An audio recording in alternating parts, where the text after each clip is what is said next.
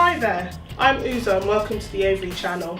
Right now we're going to talk about Unit 1, which is the principles of infection prevention and control. Some of the things we're going to cover today include your responsibilities in the prevention of infection, your employer's responsibilities, legislation, PPE, and risk assessment. So let's start from the top. The first thing is your responsibility. Your responsibility, first and foremost, starts from these. Wash your hands. It's really important that you wash your hands. Washing your hands stops the spread of infection.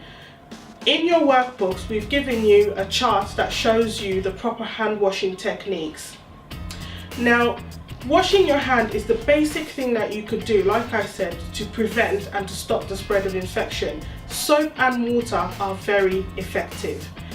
I know that sometimes you might want to use a hand or alcohol based gel. However, there's sometimes when this isn't effective. So if your hands are visibly soiled, using an alcohol based gel doesn't do anything for you. This is where hand washing is very important. Another thing with your hands is being bare below the elbow. So keep all engagement bands that have stones off. Your wedding bands should be plain without any grooves in them.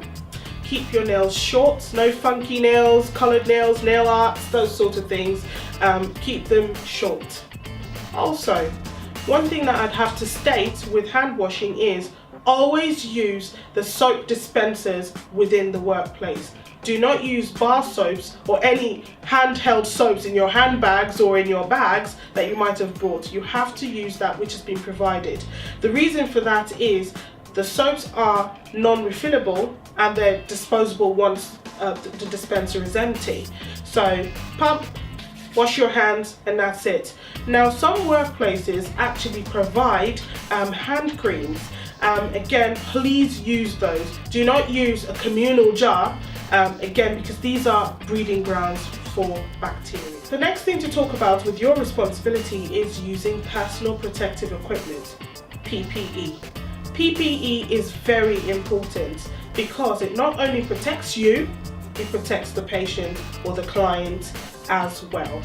An example would be working at the dentist. If you are assisting the dentist as a dental nurse, for example, or even as a dentist, you need to wear your visor, your mask, and your gloves. And a simple thing for that is, as the dentist is carrying his or her work out, a splash could get in your eye, and if the patient has an infection, you could also be infected as well. Another example is, again, within the care sector or the hospital setting, if a client has soiled themselves or you need to change bedding, it's very important for you to wear your aprons and your gloves. Legislation. There are various types of legislations in the prevention and control of infection. Some of them include national policies, again, which are things like Health and Safety Act in the workplace, Public Health Control of Diseases, Food Safety Act, and then you have what I would call the local policies, which are more relevant to your workplace. So reporting procedures, what to do if there's an outbreak, and so on. Now, what I'll do actually as part of this video is in the comments box, I'm going to put in some of the national policies. To give you an example actually of a local policy, say you're working at a children's nursery as a nursery assistant and you have a tummy bug. The policy that you have within the workplace means that you have reporting procedures.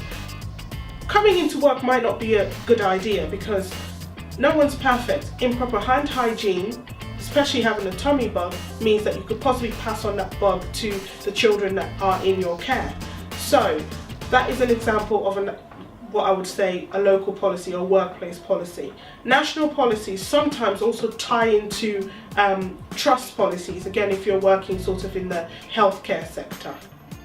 Risk and risk assessments. There are different types of risk within the workplace and they range from low to high risk. And this is dependent on the equipment, its uses and purposes, and degree of patient contact. For example, surgical instruments pose a high risk if not decontaminated properly between each patient use.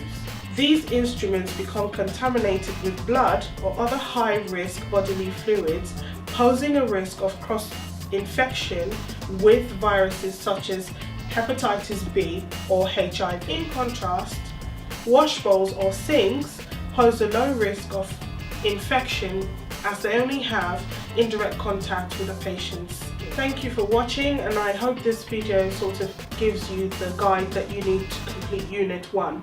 Stay tuned for the next video.